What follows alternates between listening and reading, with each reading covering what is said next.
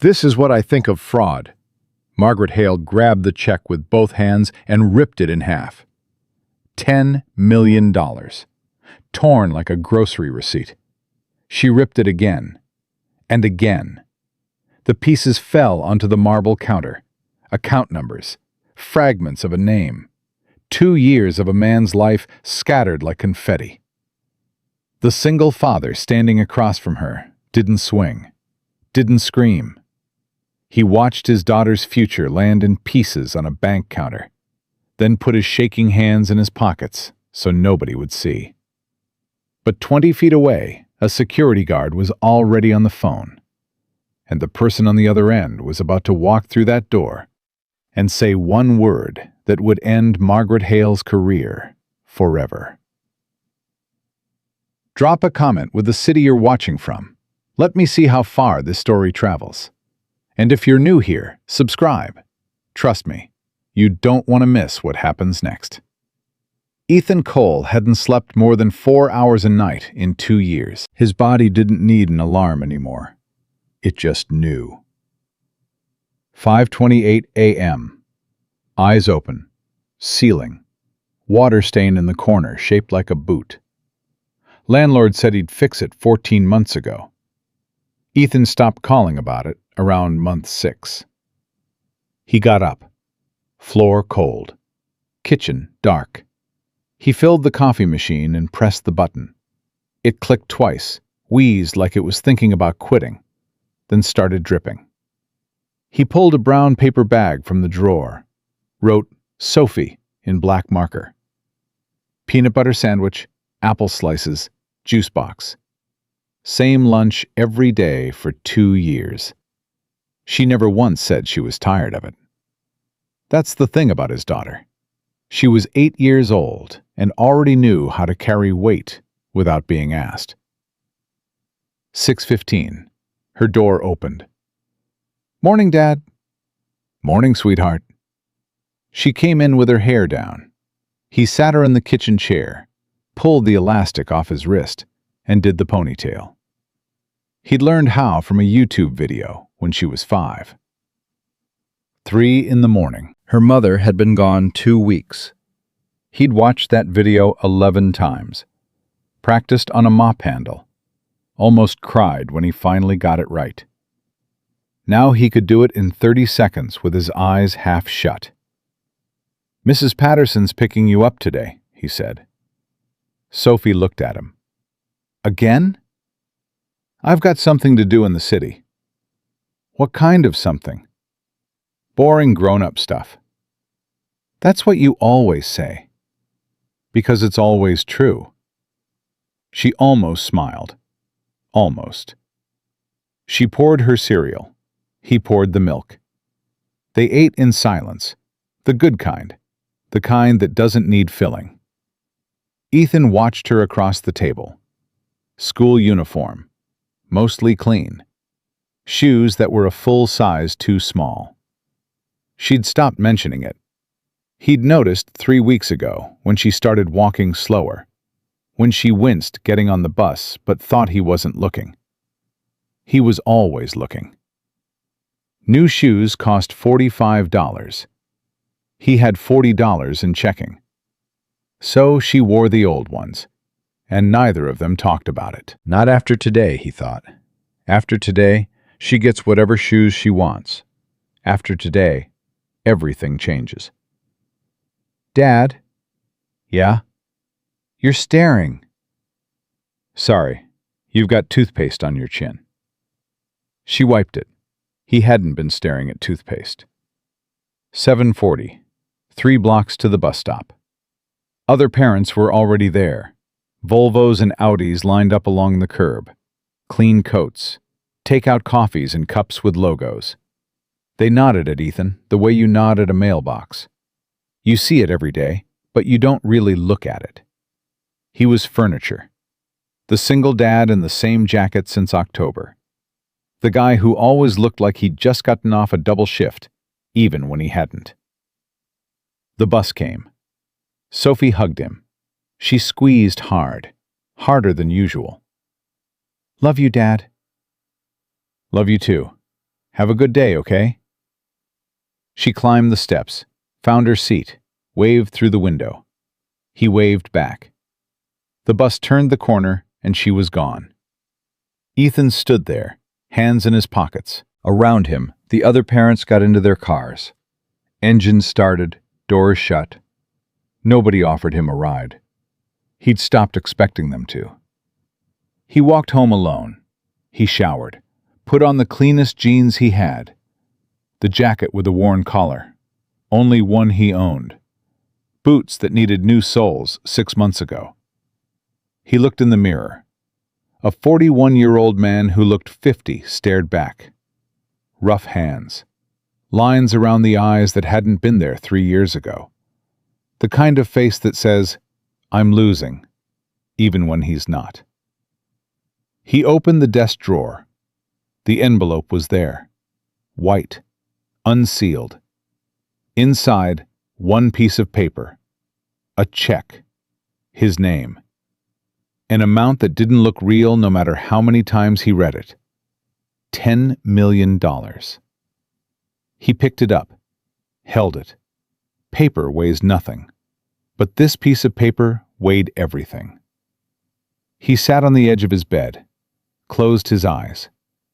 2 years ago, he was drowning. $17.50 an hour.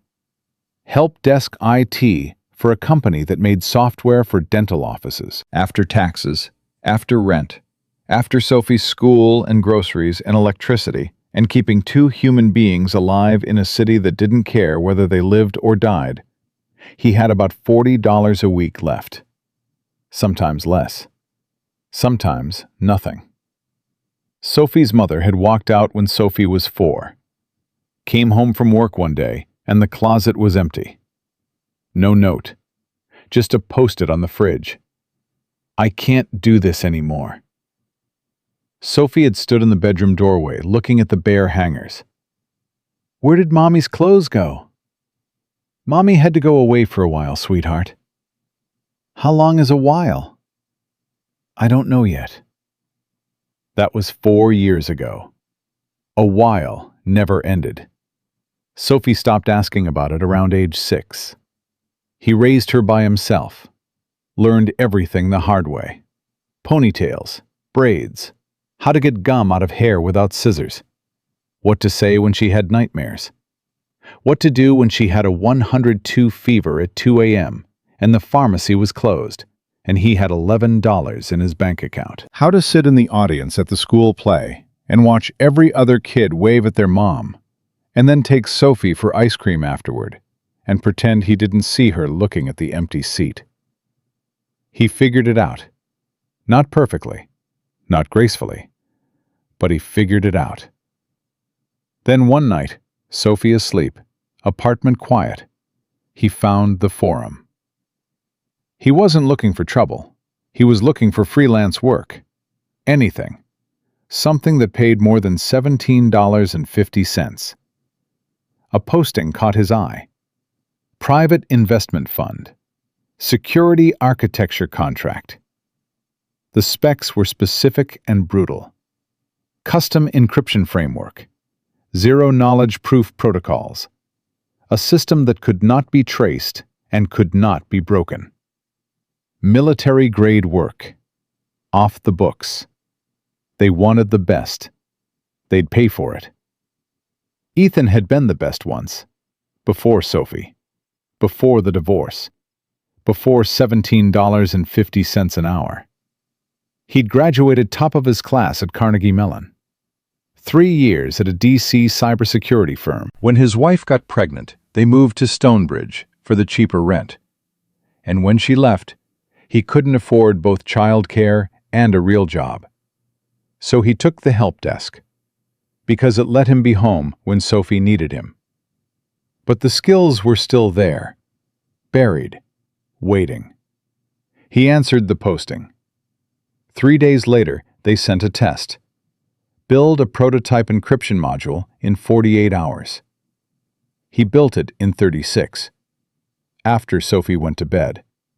Coded until 4 a.m., slept 2 hours, made her lunch, walked her to the bus, came home, coded until she came back. A week later, the contract arrived. 2 years. Payment on completion, $10 million through a verified escrow account. Legal. Clean. Both parties anonymous. He signed it at the kitchen table at 11 p.m. on a Tuesday. Sophie's spelling homework was still spread out next to his laptop. For 2 years, he lived 2 lives. By day, tired single dad. Help desk calls, school pickups, grocery store math. Counting every dollar, putting things back when the total got too high. Bedtime stories. Checking the mail for bills he couldn't pay. By night, someone else entirely. After Sophie's door closed and her breathing steadied, he opened his laptop and disappeared into code. 9 p.m. to 2 a.m., sometimes 3. Sometimes he didn't stop until the sky started turning gray. Weekends, Sophie went to her friend Emma's house. He worked straight through. 10 hours, 12, 16. Coffee and silence, and the glow of a screen in an empty apartment. There were nights he almost quit. The night Sophie threw up 3 times and he held her hair, cleaned the bathroom floor, carried her back to bed, read her a story until she fell asleep. Then walked to his desk, sat down and stared at the screen for 10 minutes before his hands started moving again. Because the deadline wouldn't wait. The deadline didn't care that his daughter was sick. The morning he fell asleep at the keyboard and woke up with Sophie standing beside him. "Daddy, you fell asleep at your computer again." "Just working on something, baby." "Is it important?" He looked at her, bare feet on the cold floor, hair messy, eyes that trusted him completely. "Yeah," he said. "It's the most important thing I've ever done." She brought him a glass of water, set it beside the laptop, went back to bed without another word. He sat there looking at that glass of water for a long time, and he made a promise, not to God, not to the universe, to himself. This will be worth it. Every late night, every hour away from her, every sacrifice. When this is done, she'll never wear shoes that hurt. She'll never eat the same lunch every day because we can't afford better. She'll never hear me on the phone begging the electric company for 1 more week. This will be worth it. 3 days ago, the work was done. Final delivery. Confirmation received. The wire hit the escrow account at 3:47 a.m. Ethan was sitting in the dark kitchen when the notification came through on his phone. He stared at the screen, read the number, read it again. Then he put his head in his hands and cried. Not sadness, relief. The kind that cracks you open because you've been clenched so tight for so long that letting go feels like your whole body is breaking apart. The check arrived by courier the next morning. He signed for it in his pajamas. The courier didn't look twice at him. He put the check in a white envelope, put the envelope in the desk drawer, made Sophie's lunch, walked her to the bus, waited 2 days, let it sink in, let it become real. Today was the day. He folded the envelope into his jacket pocket and locked the apartment. The train was crowded. He stood the whole way, holding the rail, watching the buildings get taller through the dirty window. The city grew up around him, glass and steel and people who walked fast because they had somewhere important to be. Ethan walked slow, hands in his pockets. Rivergate National Bank, corner of 5th and Grant. Big stone building, brass handles on the glass doors. The kind of place that's been there forever. He stopped outside, took a breath. A woman passed him. Designer bag, phone pressed to her ear. Didn't see him. A man in a charcoal suit held the door for the person behind him. Saw Ethan reaching for it. Let it swing shut. Ethan caught the door, pulled it open, walked in. The lobby was cold and quiet. He got in line behind the velvet ropes. Security guard near the entrance. Thomas, mid-30s, military posture, arms crossed. His eyes swept the room in a steady pattern. Trained movement, automatic. They passed over Ethan, paused, came back. Ethan kept his hands visible. He knew how this worked. The line moved slow. Ahead of him, a businessman in a $3,000 suit was arguing with a teller about wire fees. "This is unacceptable. I've been a client for 15 years. "I completely understand, sir. Let me see what I can do." Sir. Easy. Automatic. That word just rolls right out when you're wearing the right clothes. Ethan waited. He was good at waiting. Then he heard it. Heels on marble. Sharp. Deliberate. A woman crossed the lobby from a door marked Management. Mid-40s. Blonde hair pulled back so tight it looked painful. Navy suit. Name tag. Margaret Hale, branch manager. She scanned the room the way a hawk scans a field. Every corner, every face, every transaction. Her eyes landed on Ethan. He watched it happen. The calculation. One look. Jacket, boots, hands, posture. And the verdict was in. He'd seen that look 1,000 times. In job interviews. In parent-teacher conferences. In every room where people had more than he did. The quick, quiet judgment. The invisible stamp. Not one of us. She looked away, walked to the teller window where Ethan would be served next, leaned in, whispered something. The teller, young woman, red hair, glanced at Ethan, nodded. When his turn came, the teller started. "How can I help you today?" "I need to deposit a check." "Of course. Do you have an account?" She stopped, looked over his shoulder. "Miss Hale will handle this." Margaret stepped forward. Up close, her perfume was sharp, expensive. Her smile was a wall. "Good afternoon." Smooth, professional, ice underneath. "I understand you'd like to make a deposit and you don't currently have an account with us." "Not yet." "I see." Her eyes traveled down his body and back up. Slow, deliberate, not hiding it. "We have procedures for new accounts, especially for large deposits. Security reasons, you understand." "I understand. May I ask the amount?"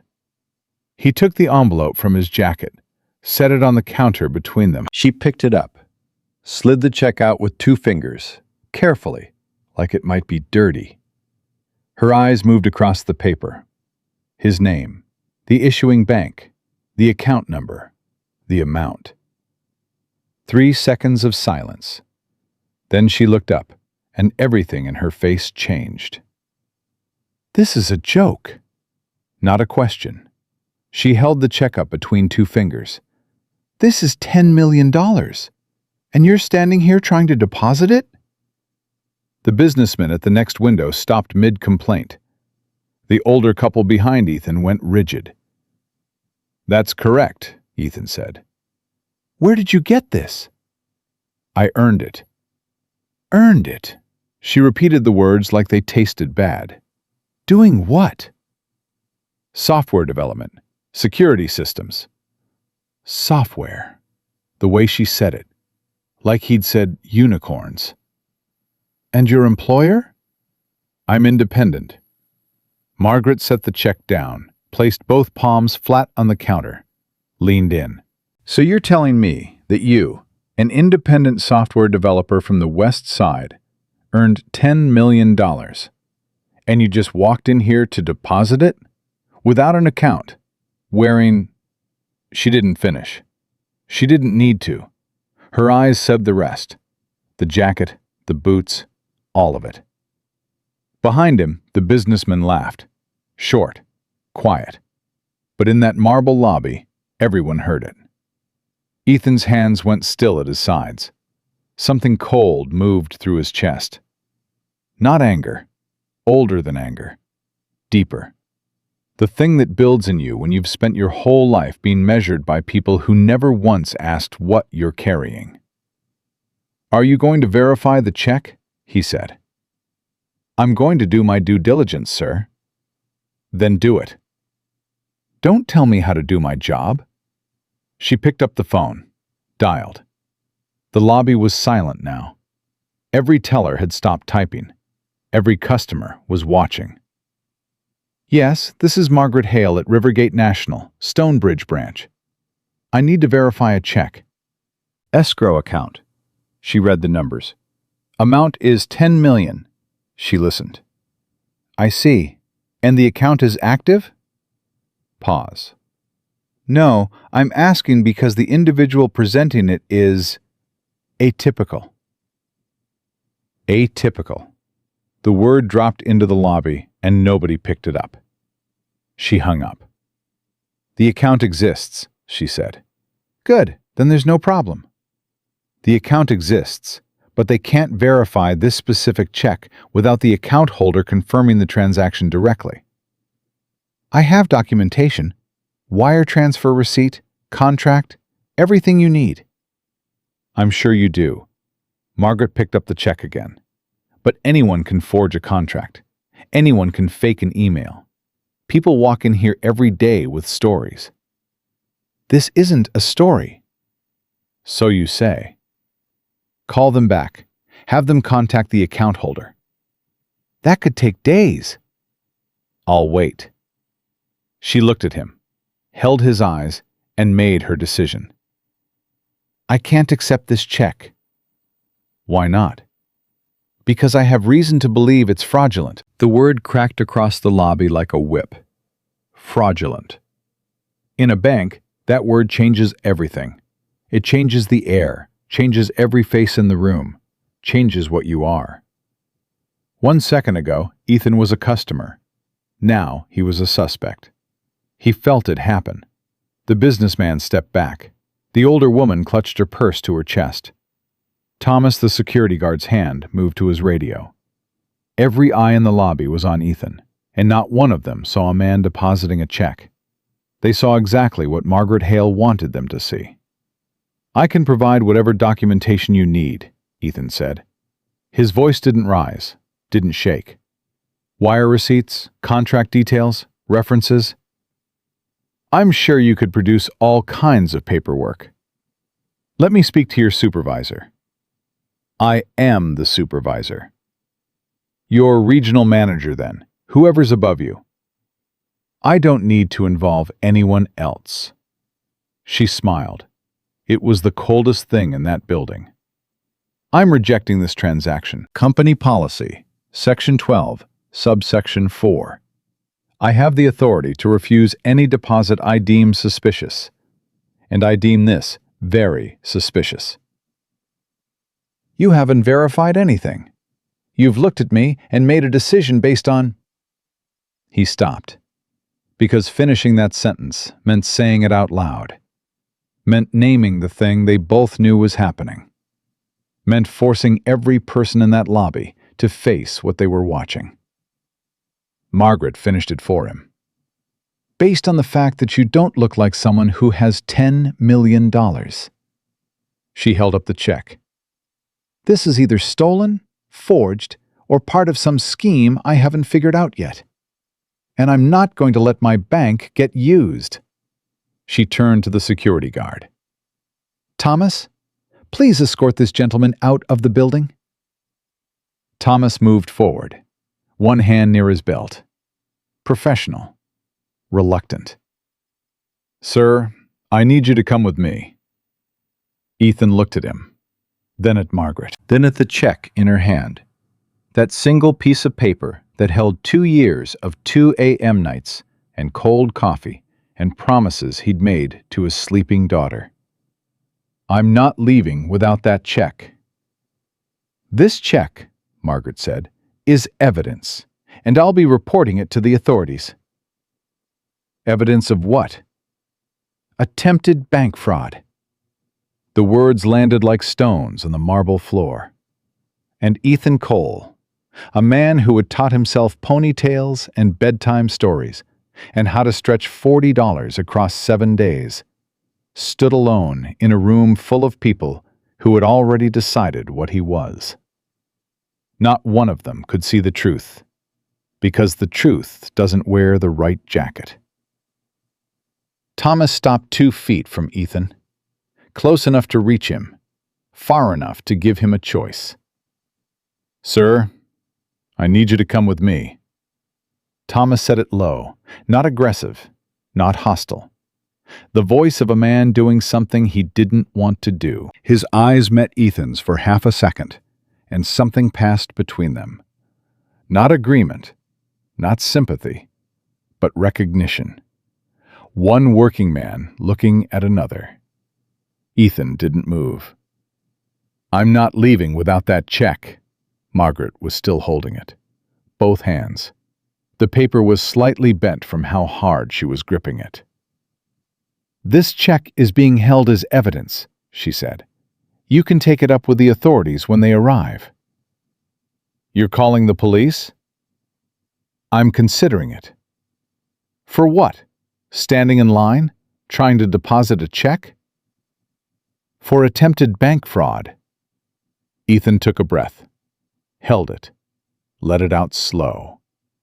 Around him, the lobby had become an audience. The businessman had moved to the side, leaning against a counter, arms crossed, watching like this was entertainment. The older couple stood frozen near the rope line, the woman's hand on her husband's arm, both of them staring. A young mother near the door pulled her son closer and whispered something. 2 tellers had stopped pretending to work. They were watching openly now. This is what it looks like, Ethan thought. This is what it looks like when people decide you're guilty. "I haven't committed any crime," he said. "That remains to be determined." "By who? You? You haven't even tried to verify the check. You called the issuing bank, they confirmed the account exists, and you hung up. That's not due diligence. That's not protocol. That's you deciding I'm a criminal because of the way I look." The words came out even, controlled, but they landed hard. Margaret's jaw tightened. The businessman uncrossed his arms. The older woman looked down at the floor. "I don't appreciate the accusation," Margaret said. "And I don't appreciate being treated like a thief in front of 30 people. Lower your voice." "My voice hasn't changed." It hadn't. That was the thing. Ethan hadn't raised it once, hadn't moved aggressively, hadn't done a single thing that justified what was happening to him, and everyone in that lobby knew it. They just didn't want to be the one to say so. Margaret turned to Thomas. "Remove him." Thomas hesitated. Just a beat, just long enough to be noticeable. "Ma'am, maybe we should—" "Thomas, now." The guard stepped forward, reached for Ethan's arm. Ethan pulled back. Not a swing, not aggressive, just a man who didn't want to be touched. "Don't," Ethan said. "I'll walk out. Just give me my check." "That check stays with me," Margaret said. "It's my property." "It's fraudulent property." "You don't know that." "I know enough." "You know nothing. You looked at my jacket and my boots and you decided you knew everything you needed to know. But you don't know a single thing about me. Not one." Silence. The kind that presses against your ears. The kind that makes you aware of your own breathing. Margaret stared at him. Her face had gone past professional now, past the mask. Something personal was showing through. Something hard. Something that had nothing to do with bank policy or fraud prevention. She'd made a call, and now she was in too deep to back down. Admitting she was wrong would mean admitting what she'd done. And people like Margaret Hale don't do that. Not in front of a lobby full of customers. Not in front of her staff. So she doubled down. "You know what I think?" she said. She set the check on the counter and smoothed it flat with her palm. I think you found this, or someone gave it to you. And you thought you'd walk in here and try your luck. Figured maybe we'd just process it. Maybe nobody would ask questions.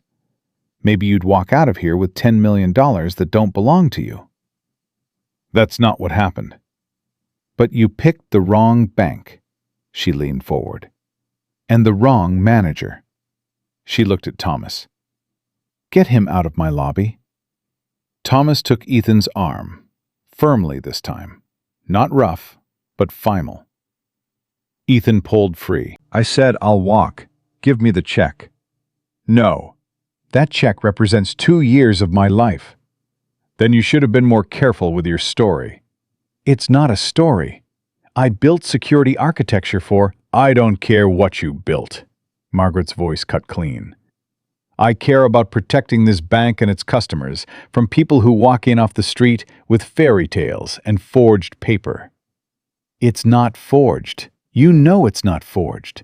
The issuing bank confirmed. The issuing bank confirmed the account, not the check. There's a difference. Then let them confirm the check. 1 phone call, 5 minutes. I've made my decision. Your decision is wrong. My decision is final. They stared at each other, 2 feet apart, the check on the counter between them. Ethan could see every detail of it from where he stood. His name, the amount, the signature line. Everything he'd worked for. Everything he'd promised Sophie. Margaret picked it up. She held it with both hands, thumbs on top, fingers underneath. The way you hold something you're about to destroy. Ethan saw it coming. His stomach dropped before she moved. Don't, he said. Margaret looked at him, looked right at him, and smiled. This is what I think of fraud. She tore it in half. The sound was small, paper ripping, nothing. But in that marble lobby, under those high ceilings, it echoed like something breaking that couldn't be fixed. She tore it again, smaller pieces, and again. Ethan watched. He couldn't move. His body had locked up, the way it does when something so wrong is happening that your brain refuses to process it in real time. It just records, stores it, plays it back later when you're alone. Pieces of paper fell onto the counter, blue and white fragments.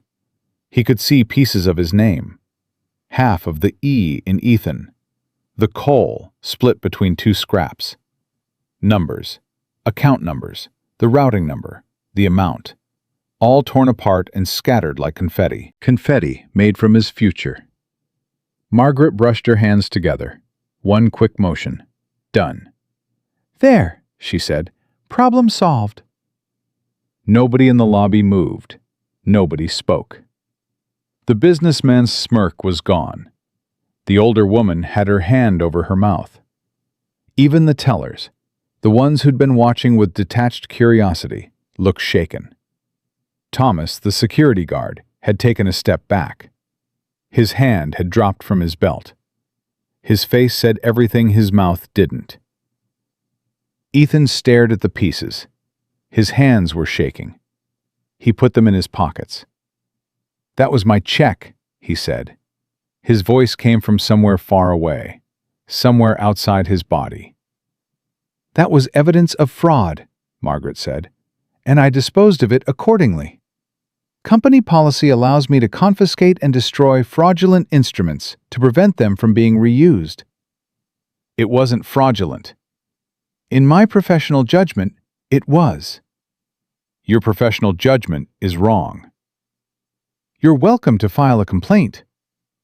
A complaint? He almost laughed. Almost. You just destroyed $10 million of my money, and you're telling me to file a complaint? I destroyed a fraudulent instrument. There's a difference. She straightened her jacket, smoothed her hair, already moving on, already rewriting the story in her head. The story where she was the hero, where she'd saved the bank from a con man and a worn-out jacket. You're lucky I'm not pressing charges.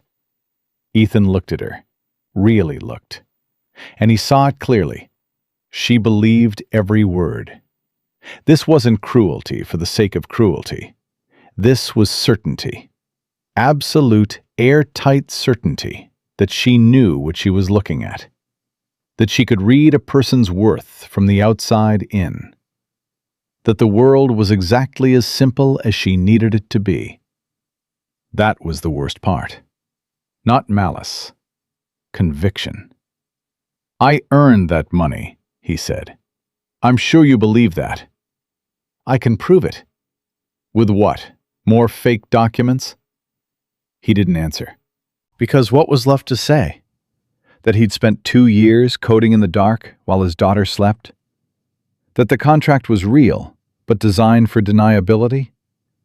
That he was exactly what he looked like, a man barely getting by, until 3 days ago, when a wire transfer changed everything? That the proof was in pieces on her counter? Nobody would believe that. Nobody in this room. Not today. "Thomas," Margaret said, "walk him out. We're done here." Thomas approached again, slower this time. He touched Ethan's elbow, gentle, almost apologetic. "Sir," he said quietly, "let's go." Ethan looked at the counter one more time. The pieces of the check were scattered across the marble surface. He tried to memorize what he could see. Fragments of account numbers. The escrow bank's name split across 2 torn pieces. Half of his own signature. Then he turned and walked toward the door. The crowd parted. Nobody touched him. Nobody spoke to him. Nobody met his eyes. He was a story now. Something that had happened to someone else. Something they'd talk about later in safe, comfortable rooms. "Did you hear what happened at the bank today? Some guy tried to deposit a fake check. $10 million. Can you believe it? The manager tore it right up, right in front of everyone. Good for her." Ethan pushed through the brass-handled door and stepped out into the afternoon sun. Behind him, he heard Margaret's voice, bright and clear and in control. "Everyone can return to their transactions. I apologize for the disruption. We take fraud very seriously here at Rivergate National." The door swung shut. Ethan stood on the sidewalk. People walked past him. Cars moved through the intersection. A taxi honked. A woman jogged by with headphones in. The city kept going. The whole world kept going. He pulled out his phone, opened his banking app. The escrow account showed a 0 balance. The full amount had been drawn to issue the check. The check that was now in pieces on a marble counter inside a bank that wouldn't let him back through the door. 0. He put the phone away and started walking. He didn't know where. Just away. 3 blocks. 4. His legs moved and his brain ran the same loop over and over. 2 years. Every night after Sophie fell asleep. Every weekend. Every hour of every day he'd spent building something nobody would ever see. Something invisible and unbreakable. And the payment for all of it was scattered on a counter like trash. He could call the fund, explain what happened, ask for another check. But they didn't take calls. That was the arrangement. That was the whole point. Anonymous. Untraceable. The contract was complete. Payment delivered. What happened afterward was his problem. He'd signed papers acknowledging that. He'd accepted the risk. This was the risk. He stopped in front of a coffee shop. Through the window, people sat at tables with laptops. Students studying. A man reading a newspaper. Normal life. Normal problems. The kind of problems you solve with a phone call or a form or a conversation with a reasonable person. His phone buzzed. Text from Mrs. Patterson. "Sophie's fine. We're making cookies. Take your time." He typed back. "Thanks. Be there by 6. Another buzz. This one hit different. Electric bill. Overdue notice. $53. A month ago, $53 was a crisis. $53 meant choosing between heat and groceries. $53 meant lying awake at night doing math that never worked out. Today, what should have been today, $53 was nothing. A rounding error. The check would have cleared in 2 days. The money would have hit his account. Real money. The kind that erases every small panic, every late notice, every 2 a.m. calculation. But the check was gone. Ethan sat down on a bench at a bus stop. Empty. Nobody waiting. He leaned forward, elbows on his knees, and stared at the sidewalk. A crack in the concrete ran from his left boot to the curb. He followed it with his eyes, counted the smaller cracks branching off it. 7. Stupid thing to notice. Stupid thing to count. He thought about going back, walking into the bank and demanding they pay for what they destroyed. But what would that get him? Margaret was certain she was right. The bank would back her. He'd need lawyers, documentation, months of fighting. And lawyers cost money he didn't have. 12 days until rent was due. Sophie's shoes needed replacing now. His laptop, the one he'd used to build a $10 million system, was dying. The battery lasted 40 minutes. The fan sounded like a leaf blower. He needed it for work. For whatever work came next. If work came next. He thought about Sophie. What he'd tell her. Nothing, probably. She didn't know about the check. Didn't know about the contract. Didn't know that 3 days ago, their lives had changed. She just knew that Dad worked late and sometimes fell asleep at his computer and always packed the same lunch and always said, "I love you," at the bus stop. That was enough for her. She never asked for more. But she deserved more. She deserved everything he'd been trying to give her. And now it was gone. Destroyed by a woman who'd taken one look at him and decided he was nothing. His phone showed 4:20. If he caught the 4:40 train, he'd be home by 5:30. Enough time to make dinner. Maybe they'd watch a movie. Sophie liked the old animated ones. She'd seen them all 100 times, but always wanted to watch them again. He could do that. He could sit on the couch and watch a movie and pretend that everything was fine. He was good at pretending. He stood up, brushed off his jacket, started toward the train station, then stopped. A black car was pulling up in front of the bank. Town car. Professional driver. The kind of car that costs more per hour than Ethan made in a day. The back door opened. A woman stepped out. Mid-50s, gray suit, red scarf. She moved with the kind of authority that doesn't announce itself. It just exists. She didn't pause on the sidewalk, didn't check her phone, didn't look around. She walked straight to the bank entrance like she owned the building and every building around it. The glass door opened before she reached it. Someone inside had seen her coming. She disappeared inside. Ethan stood on the sidewalk, 30 feet from the bank entrance. His train was in 20 minutes. Sophie was making cookies. Mrs. Patterson was waiting. He should go.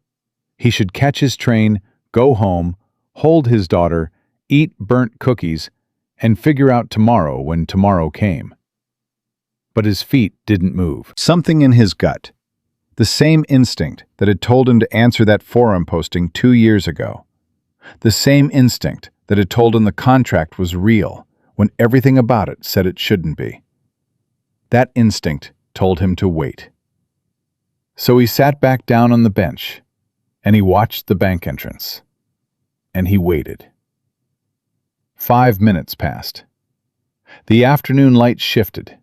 Shadows stretched across the sidewalk. People walked by without seeing him. Same as always. Same as everywhere. Ethan Cole, invisible. He was about to give up, about to stand and walk to the station and leave this behind him forever. His hand was on the bench, pushing himself up, when the bank door opened. The woman in the gray suit stood in the doorway. She wasn't looking at the street.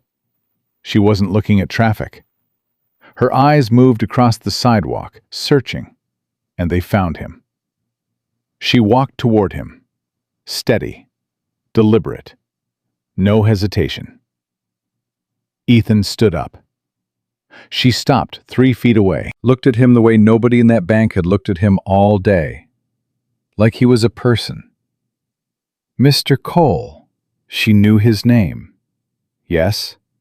My name is Catherine Mercer.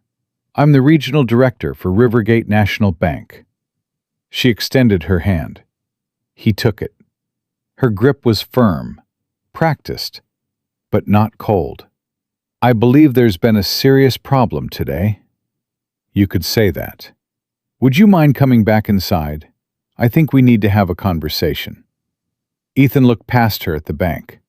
Through the glass doors, he could see the lobby. The same marble floors. The same counters. The same place where 10 minutes ago a woman tore his life apart and called it protocol. I'm not sure that's a good idea, he said. I understand your hesitation, completely. But I give you my word, things are going to be handled very differently this time. How did you know what happened? The security guard, Thomas Brennan. He called me directly, 20 minutes ago. Said something about the situation felt wrong and thought I should know immediately. Thomas. The guard who'd hesitated. The guard who'd said, "Ma'am, maybe we should," before Margaret cut him off. The guard who'd touched Ethan's elbow gently when he walked him out. Thomas had picked up the phone. "Miss Hale destroyed my check," Ethan said. "I know. She accused me of fraud, in front of everyone. I know that too. So why would I walk back in there?" Catherine Mercer didn't blink, didn't soften her expression, didn't try to sell him anything. She spoke the way people speak when they're telling you the truth and don't care if it's comfortable. Because what happened to you was wrong, and I can't fix it from out here. A bus pulled up to the stop behind them. Doors opened, nobody got off. The driver looked at Ethan. Ethan waved him on. The doors closed, the bus pulled away. "One condition," Ethan said. "Name it." "She doesn't touch anything related to my account." "Not today. Not ever." "That won't be a problem." "Why not?" "Because as of 3 minutes ago, Margaret Hale no longer works at Rivergate National." The words hung between them.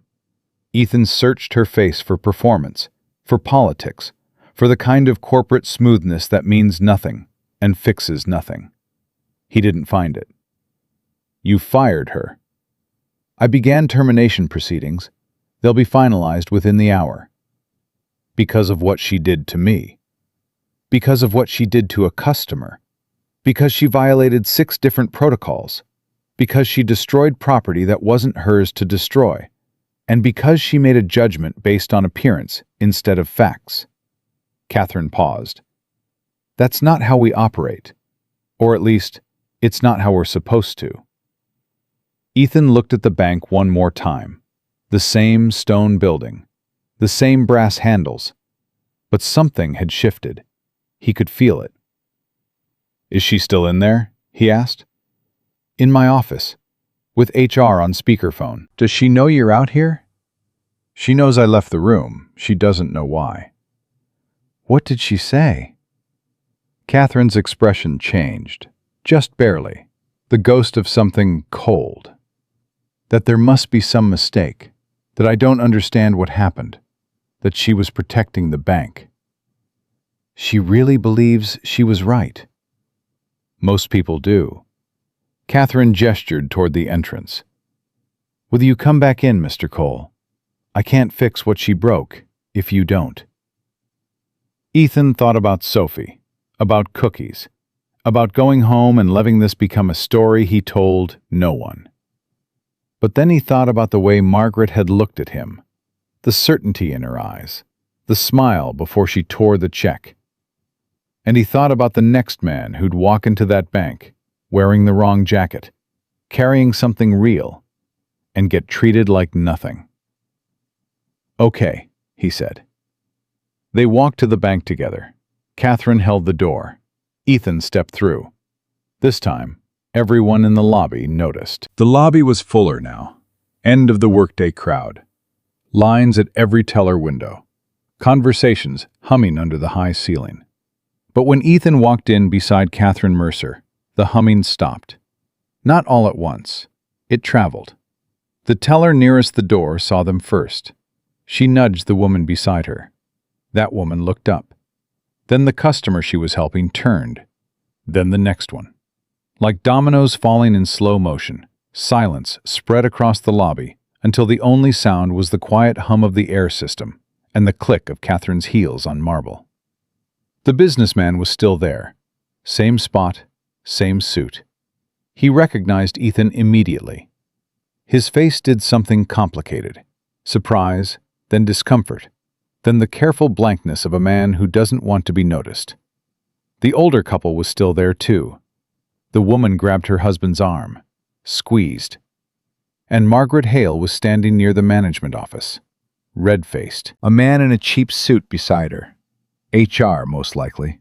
Tablet in hand, already taking notes. She'd been mid-sentence when the door opened. Her mouth was still half-formed around a word she never finished.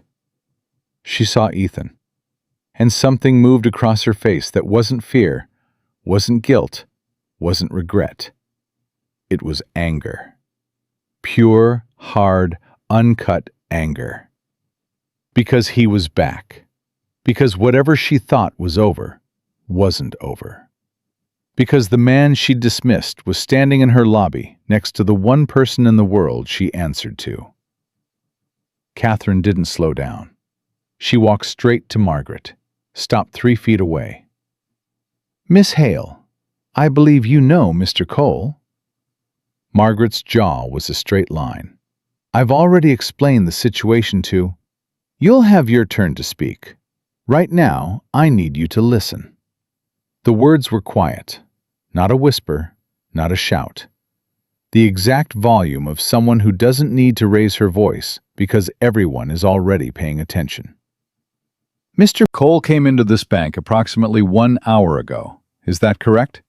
Margaret stared at her, then at Ethan, then back. "Yes." "And he presented a check for deposit." "A fraudulent check." "I didn't ask you to characterize it. I asked you to confirm that he presented a check." Margaret's hands curled into fists at her sides. "Yes, he presented a check." "And what did you do with that check?" "I confiscated it, as is my right under—" "You destroyed it." Silence. Margaret's mouth opened, closed, opened again. Nothing came out. "You tore up a customer's check," Catherine continued, "in front of your entire staff, in front of customers, without verifying its authenticity, without conducting any actual investigation, without contacting the account holder, without completing even the most basic fraud assessment protocol." "I called the issuing bank." "You called. They confirmed the account was active. And then you decided that wasn't enough." Catherine took 1 step closer. "Why?" Margaret looked around the lobby. Every face was turned toward her. Tellers, customers, Thomas by the door, the HR rep with his tablet. She was the center of something she couldn't control, and Ethan could see in her eyes the exact moment she realized it. "Because it didn't add up," she said. "What didn't add up?" "The check, the amount, the person presenting it. None of it made sense." "What about the person didn't make sense?" "Look at him." Margaret gestured at Ethan, open palm, like she was presenting evidence. "He's wearing a jacket with holes in it. His boots are falling apart. He came in here with no account, no appointment, no identification beyond a driver's license. And he tried to deposit $10 million. You're telling me that doesn't raise a single red flag?" "I'm telling you that red flags require investigation. not execution. I investigated. You made one phone call. Then you made a judgment. And those are two very different things. Margaret's face had gone from red to white, the blotchy, uneven white of someone whose blood pressure is climbing by the second. I used my professional experience. 15 years in banking. I've seen fraud. I know what it looks like. What does it look like? What? Fraud. In your professional experience, what does it look like?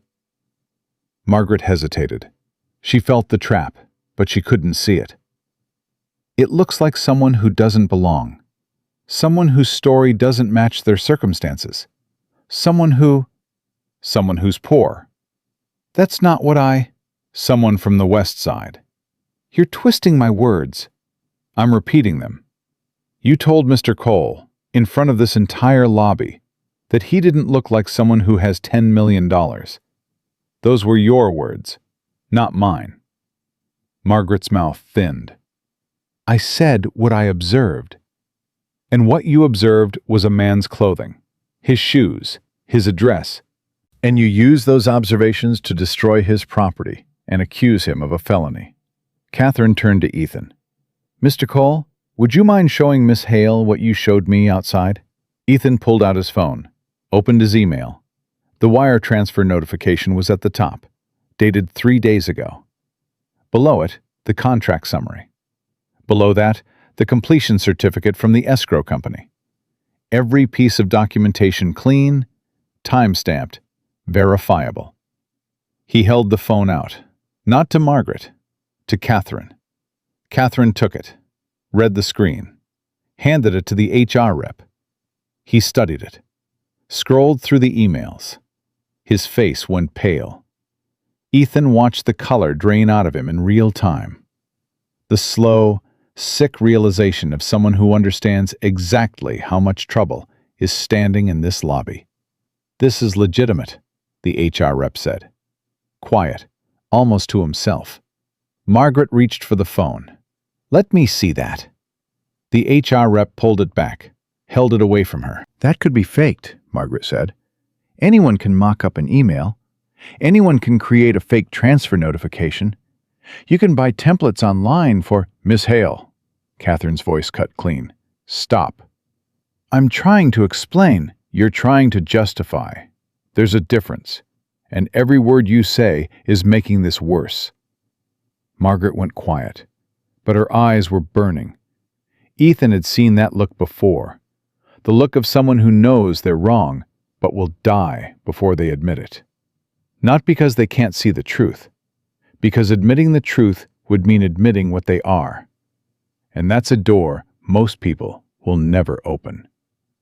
Catherine turned to the security guard. Thomas, could you come here, please?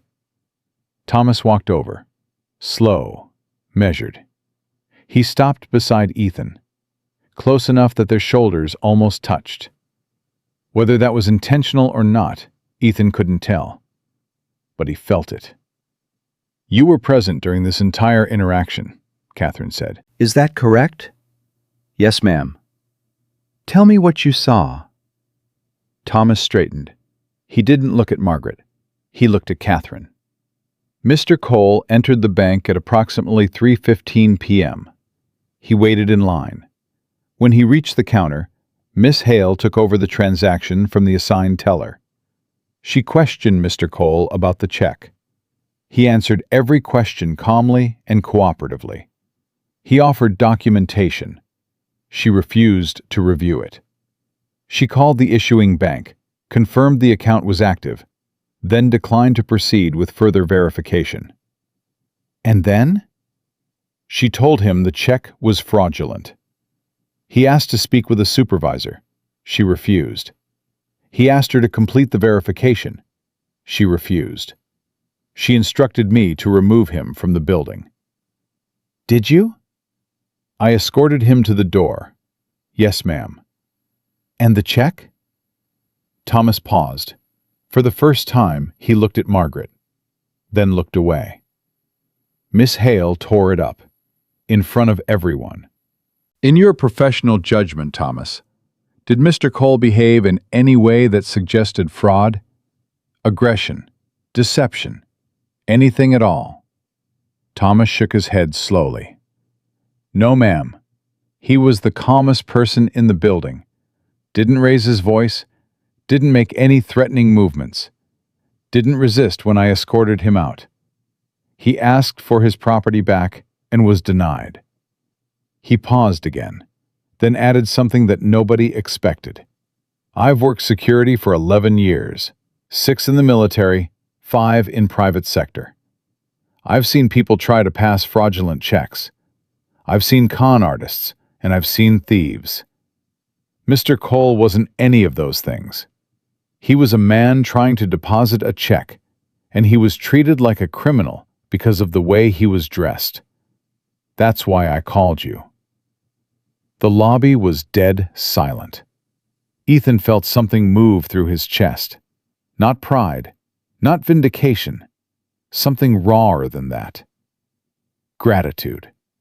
The kind that hurts because you didn't expect it. Because you'd already accepted that nobody was going to stand up. Thomas had stood up. Catherine turned back to Margaret. Would you like to respond? Margaret was vibrating. Ethan could see it. A fine tremor in her hands. A tightness in her neck that made the tendons stand out. She looked at Thomas like he'd betrayed her. Looked at the HR rep like he'd abandoned her. Looked around the lobby at the customers and tellers and saw what she really was in that moment. Alone. I was doing my job, she said.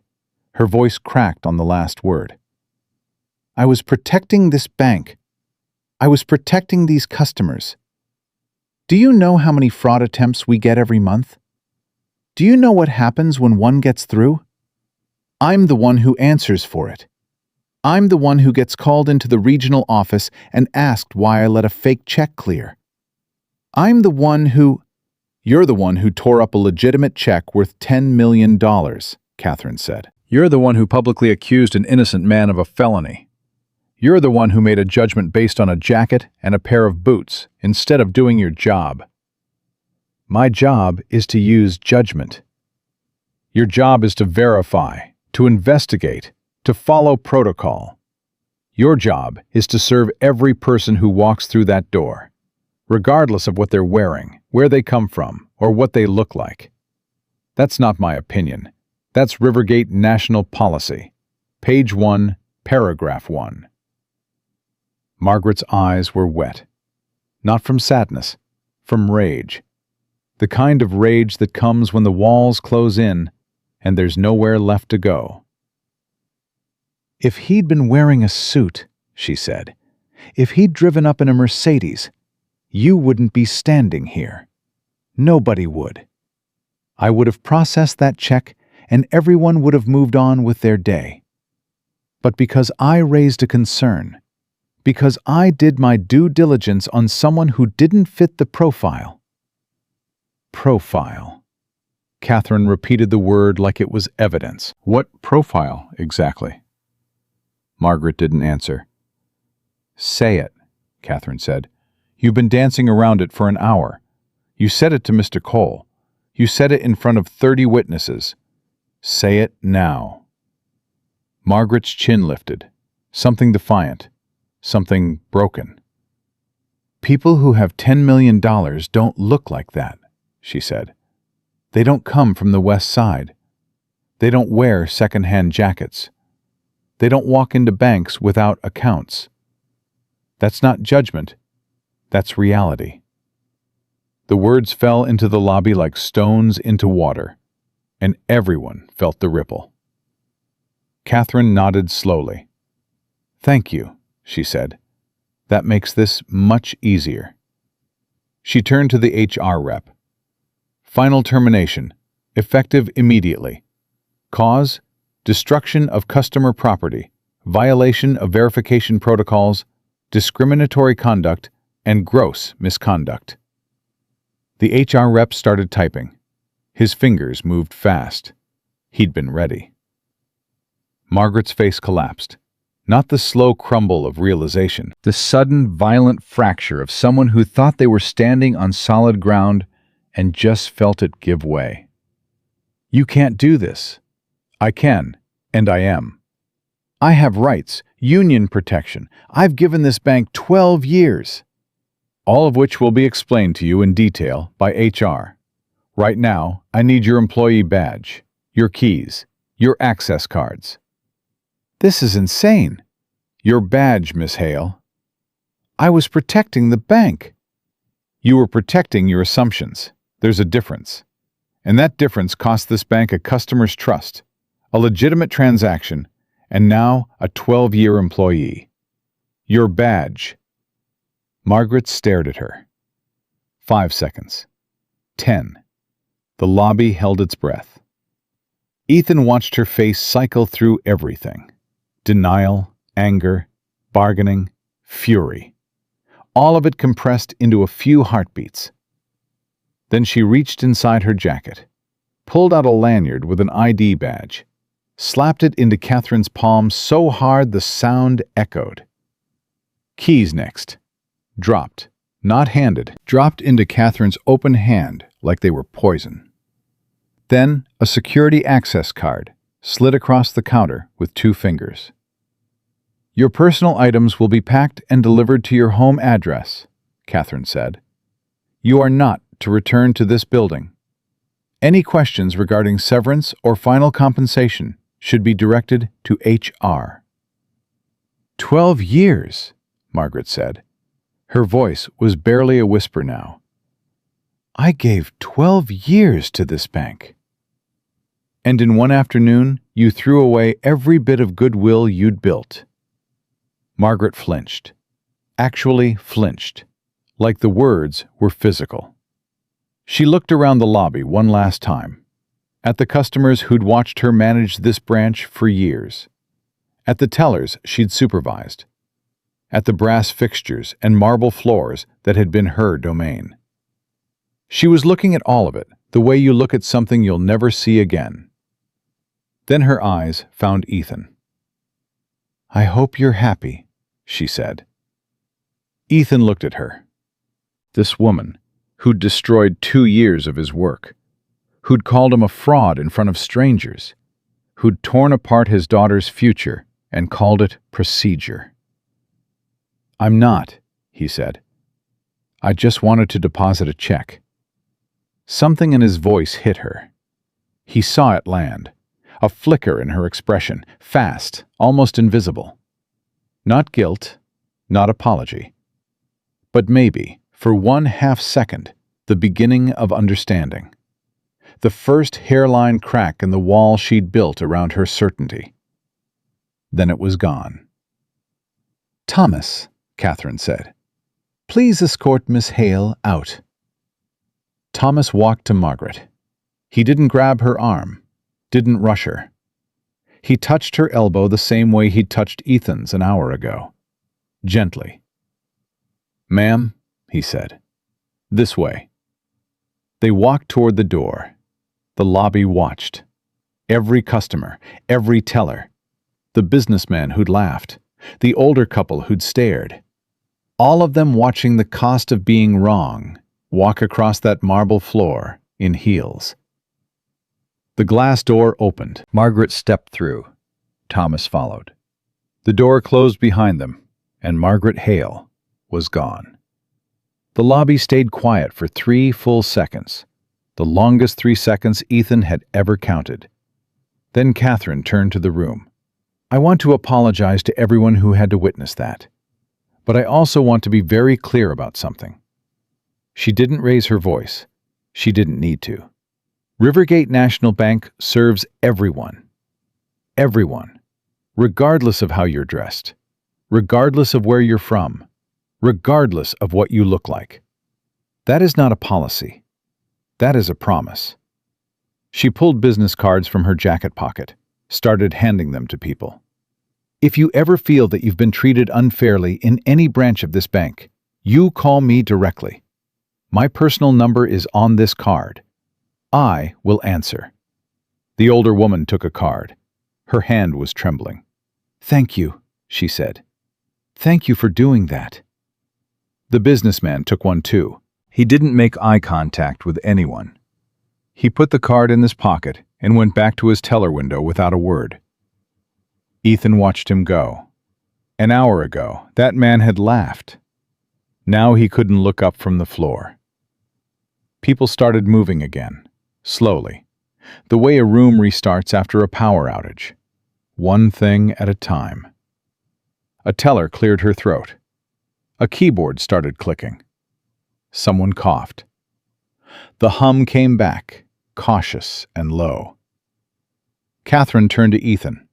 Her face was calm, controlled, but there was something in her eyes that hadn't been there before. Not exhaustion, not satisfaction, something heavier. "I have paperwork for you," she said. "Complaint forms, incident reports, and we need to discuss the check." "How long?" "The paperwork, maybe an hour. The check, I've already contacted the escrow company. A replacement will be issued and delivered by secure courier tomorrow morning." Tomorrow. "I'm told before 10 a.m. a senior manager from our downtown branch will handle the deposit personally. I'll introduce you before you leave today." Ethan pulled out his phone, texted Mrs. Patterson. "Going to be later than expected. I'm sorry." Response in 12 seconds. "No problem at all. Sophie and I are having a tea party. She made me wear a tiara. Take your time."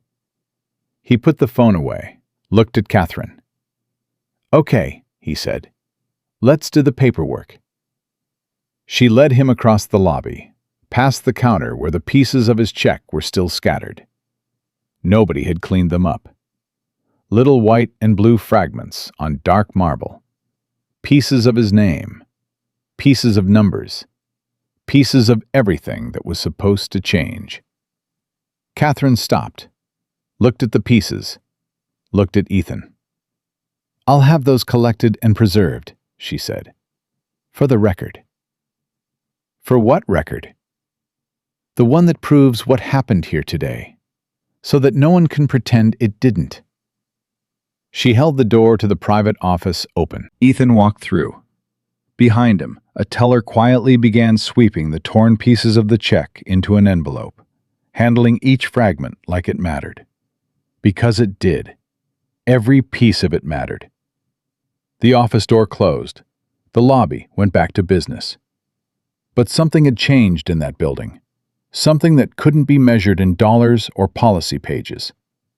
Every person who'd stood in that lobby and watched a woman tear up a man's future because he wore the wrong jacket, every single one of them would carry this day with them. They'd think about it at dinner tonight. They'd think about it the next time they saw someone who didn't look like they belonged. And maybe, not all of them, but some, they'd remember that belonging isn't something you can see from the outside. Catherine didn't sit behind the desk. She pulled a chair around and sat across from Ethan. Face to face. No barrier between them. No power position. Just two people in a room with a closed door and the weight of what had just happened pressing down on both of them. "First," she said, "I'm sorry." "You already fired her. That's more than most places would do." "It's the minimum, not the maximum." She set a tablet on the small table between them. "What happened to you today should never happen. Not here, not anywhere. And I don't say that as a corporate line. I say it as a person who just watched the security footage of a woman destroying a man's property and calling it policy." "You watched the footage?" "Thomas told me what happened on the phone. I pulled the footage before I came outside to find you. 4 cameras in the lobby. Every angle. Every word." "So you saw everything." "I saw a man wait in line patiently, answer questions he shouldn't have been asked, stay calm when anyone else would have lost their temper. And I saw a branch manager tear up a $10 million check because she decided a man in a worn jacket couldn't possibly deserve it." Ethan leaned back in his chair. His body was tired. The kind of tired that isn't about sleep. It's about holding yourself together so tight for so long that when the pressure finally eases, you realize how much it was costing you. "The check," he said. "What happens now?" "I've already been in contact with the escrow company, Meridian Capital Holdings." Ethan's eyes sharpened. He hadn't told her the name. He hadn't told anyone the name. Catherine noticed. The security footage captured the check clearly enough to read the issuing institution. "My team contacted them directly. They've confirmed the transaction, confirmed your identity as the payee, and they're issuing a replacement check." "They talked to you?" "They were reluctant at first. Anonymous escrow accounts tend to involve people who prefer not to be contacted." "That's the point. I understand. But when I sent them the security footage, when they saw what happened to their check, to their client, they became significantly more cooperative." "You sent them the footage?" "I did, along with the incident report, the termination paperwork, and my personal guarantee that the replacement would be handled by me and only me." She paused. "They were not happy, Mr. Cole. Not with us." "Can't blame them." "Neither can I." She turned the tablet toward him. A video was paused on the screen, the lobby from above. He could see himself at the counter, Margaret across from him, the check between them. "This footage has been preserved on 3 separate servers. A copy has been sent to you via email. It's yours, for your records. In case I want to sue." "That's your right. And if you choose to, the bank will not contest it. We'll settle, fairly and quickly." "You're telling me I could sue Rivergate National and you'd just pay?" I'm telling you that what happened today was a clear and documented violation of your rights as a customer. Destruction of property, discriminatory treatment, public defamation. Any attorney in the state would take this case, and any jury would rule in your favor. She folded her hands. "I'd rather resolve this between us, but the choice is yours." Ethan stared at the frozen image on the tablet. Himself, small figure in a big lobby. Margaret's hand on the check. The moment before everything broke. "I don't want to sue," he said. Catherine blinked. It was the first time he'd seen her composure slip, even slightly. "No?" "No." "May I ask why?" "Because lawsuits take years. They eat your time, your energy, everything. I'd spend the next 18 months in depositions and courtrooms and meetings with lawyers, reliving today over and over. And the whole time, Sophie, my daughter, she'd have a father who's angry, who's fighting, who comes home every night wound up about something she doesn't understand." He shook his head. "I don't want to be that father. I've spent 2 years working so she could have a better life, not so I could spend the next 2 years being bitter about the day it almost didn't happen." Catherine studied him for a long moment, the way you study something you didn't expect to find.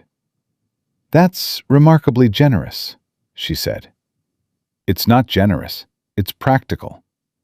I have a daughter who needs new shoes, and a refrigerator that sounds like a diesel engine, and an apartment where the heat works about 60% of the time. That's what I need to focus on, not revenge." "It wouldn't be revenge. It would be justice." "Maybe. But justice doesn't keep you warm in January." Catherine almost smiled. Almost. It was there for a half second, and then it was gone, replaced by something more serious. "Then let me ask you this," she said. "What do you want? Right now? From us?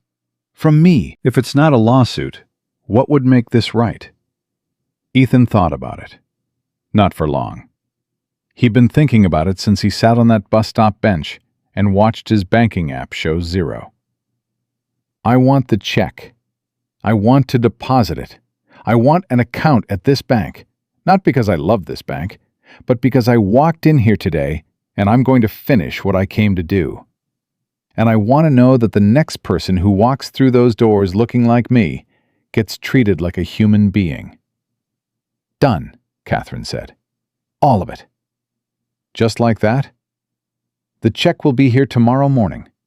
I'll have a senior account manager assigned to you today, someone I trust personally. Your account will be opened before you leave this building. And as for the last part," she leaned forward slightly, "I'm implementing a full review of this branch. Staff retraining, updated verification protocols, And I'm personally auditing every customer complaint filed at this location in the last 3 years. 3 years? If Margaret Hale did this to you, she's done it to other people. People who didn't have a Thomas to make a phone call. People who walked out that door and never came back." The words hung in the room. Ethan hadn't thought about that. He'd been so focused on his own situation, the check, the money, Sophie, that he hadn't considered the others, the ones before him, the ones who'd walked into this lobby carrying something real and walked out carrying nothing, because a woman behind a counter decided they didn't look right. How many of them had there been? How many people had Margaret Hale dismissed, turned away, humiliated? How many of them went home and told no one, because who would believe them? Who would care? "I want one more thing," Ethan said. "Name it." "Thomas, the security guard." "What about him?" "He made the call. He's the reason you're sitting here. He's the reason any of this is happening. And he did it knowing it could cost him his job. In my experience, when someone at the bottom calls out someone at the top, the person at the bottom usually pays for it." "Not this time." "You say that now, but a month from now, when the attention's gone and the reports are filed, somebody's going to remember that the security guard went over the branch manager's head, and that's going to be a problem for him." Catherine looked at him. Something shifted in her expression. Respect, maybe. The recognition of someone who understands how systems actually work. Not how they're supposed to work. How they work. "What would you like me to do?" she asked. "Protect him, whatever that looks like. A transfer if he wants one. A promotion if he deserves one. At minimum, a note in his file that says he did the right thing today, and the bank is better for it." "I'll do more than that. I'll make sure he knows it came from you." "No." Ethan shook his head. "Don't tell him it came from me. Just do it. He doesn't need my name attached. He just needs to know that doing the right thing doesn't come with a punishment." Catherine was quiet for a moment. Then she nodded. "You're an unusual man, Mr. Cole." "I'm a tired man with a daughter who's waiting for me. That's all." Catherine picked up her phone, pressed a button. "Send Mr. Hartwell in, please." The door opened 30 seconds later. A man walked in, mid-60s, silver hair, reading glasses hanging from a chain around his neck. He moved slowly, but with intention. The way people move when they've been doing something for a long time and don't need to rush anymore. His handshake, when he offered it, was warm, both hands. "Mr. Cole, my name is Richard Hartwell. I'm a senior account manager from our downtown branch. I've been briefed on what happened today, and I want you to know I'm embarrassed. Personally embarrassed. This is not the bank I've spent 30 years building. It's not your fault. Maybe not, but it's my responsibility. From this moment forward, I'm handling your account personally. When your check arrives tomorrow, I'll process it myself. Here's my direct number." He pulled a card from his jacket pocket. Cream-colored, simple, just a name and a phone number. "You call me for anything. Questions, concerns. If someone looks at you sideways in any branch of this bank, you call me, and I will handle it." Ethan took the card, ran his thumb across the printed name. Richard Hartwell. Direct line. "Thank you," he said. "It's my pleasure, sir." Sir. That word. The same word Margaret had used like a weapon. The same 2 syllables she'd aimed at him like a slap. But from Richard Hartwell, standing in that office, with his reading glasses and his warm handshake and his 30 years of doing this job the way it should be done, from him, the word landed differently. It landed the way it was supposed to land. With weight, with respect, with the simple human acknowledgement that the person standing in front of you matters. Ethan felt it in his chest. A loosening. Something that had been clenched since the moment Margaret held up his check and said, "This is a joke." Something deep and tight and heavy. Released. Not all the way, not completely, but enough. Enough to breathe. "Let's get your account set up," Richard said. He pulled out a chair, opened a folder. "I'll need your ID, a few signatures, standard intake.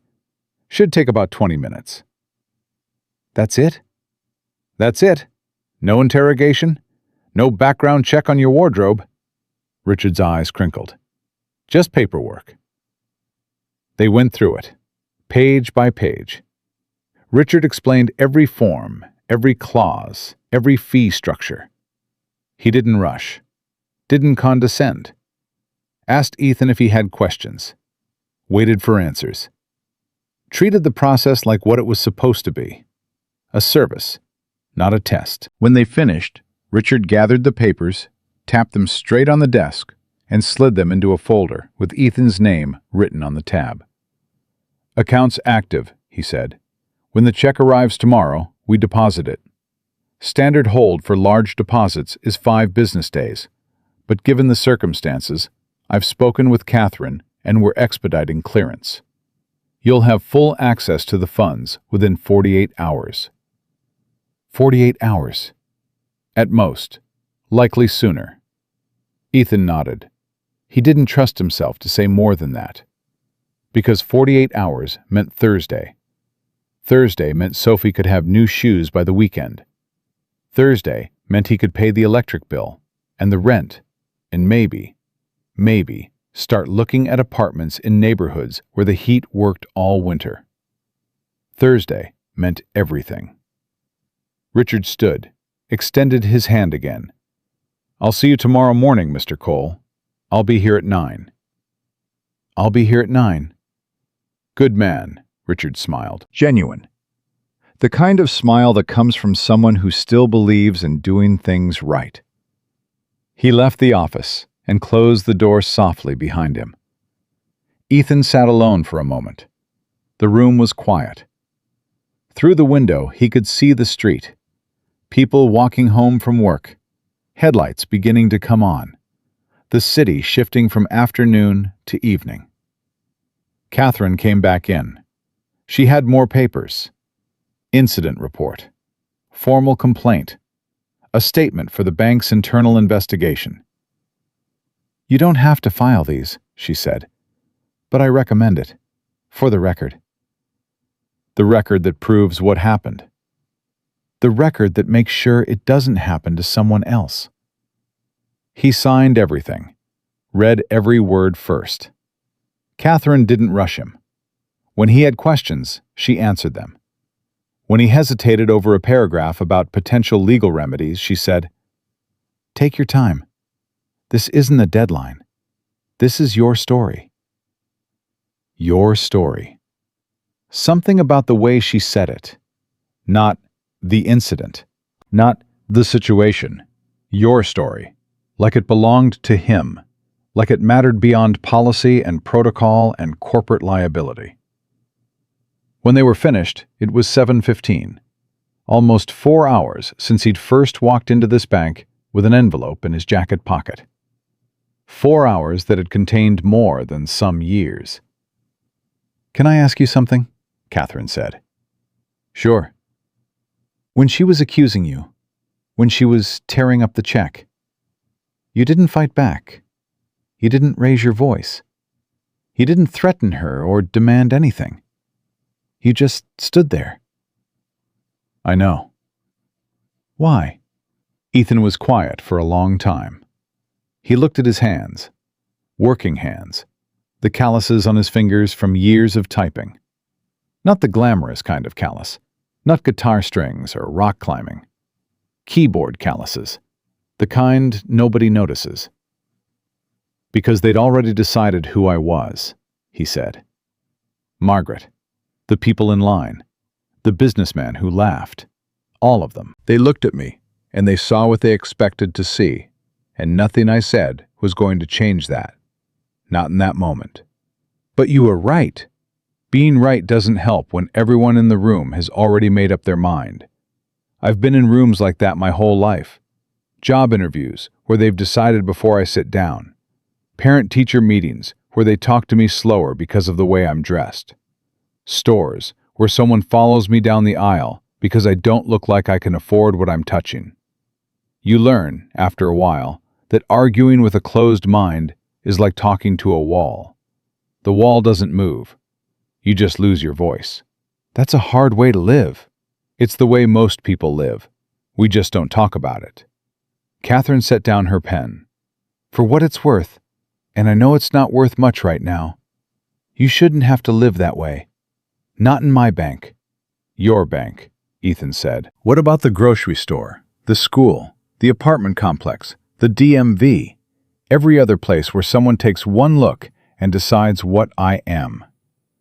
I can't fix all of those. I know. But I can fix this one. Then fix it. Ethan met her eyes. Not for me. I got lucky. I had Thomas. I had you. The next person might not have either.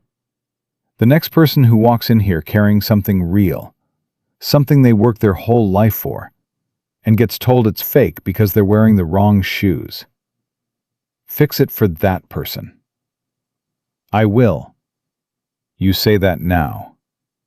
And I'll say it a year from now, and 5 years from now. Because I watched that footage, Mr. Cole. I watched a woman tear up a man's future and smile while she did it. And I've been doing this job for 23 years, and I've never been more ashamed of what this industry can produce. Ethan stood up. His knees ached. His back was stiff.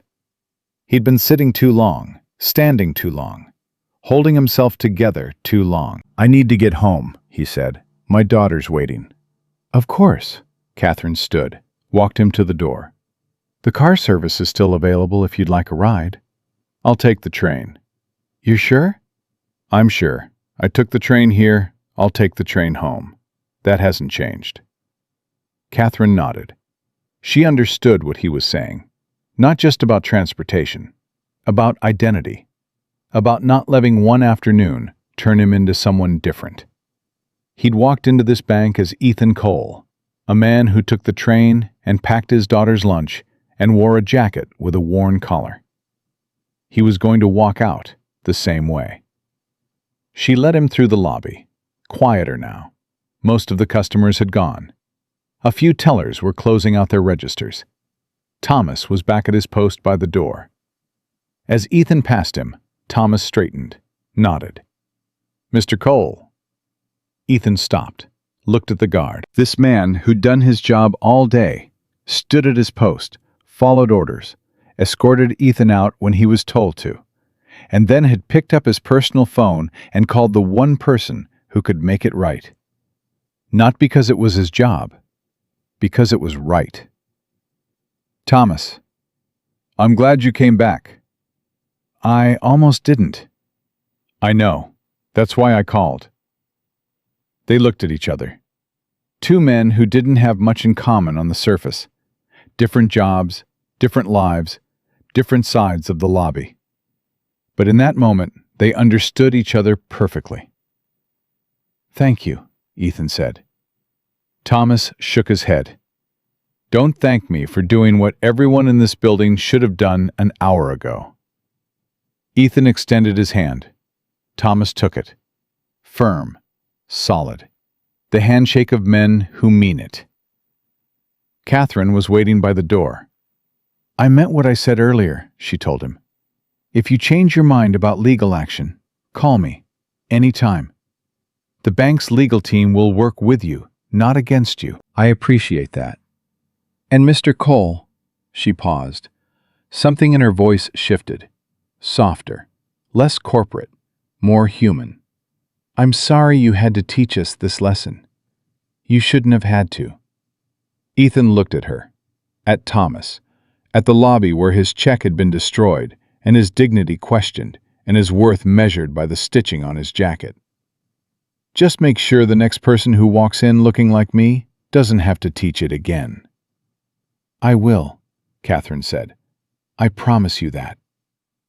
Ethan pushed through the brass-handled door and stepped into the night air. The city was darker now, streetlights on, car headlights moving through the intersection. The temperature had dropped. He pulled his jacket tighter. The same jacket, the same collar, the same man, and started walking toward the train station. His phone buzzed. Sophie. Mrs. Patterson says you're on your way. We saved you cookies! 4 exclamation points.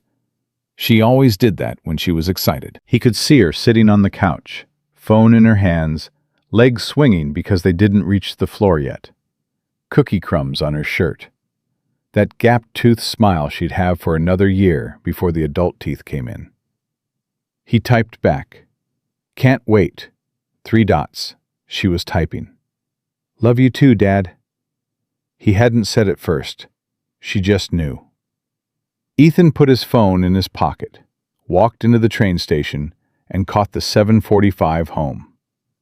He stood the whole way home, held the rail with one hand, phone in the other, reading Sophie's texts.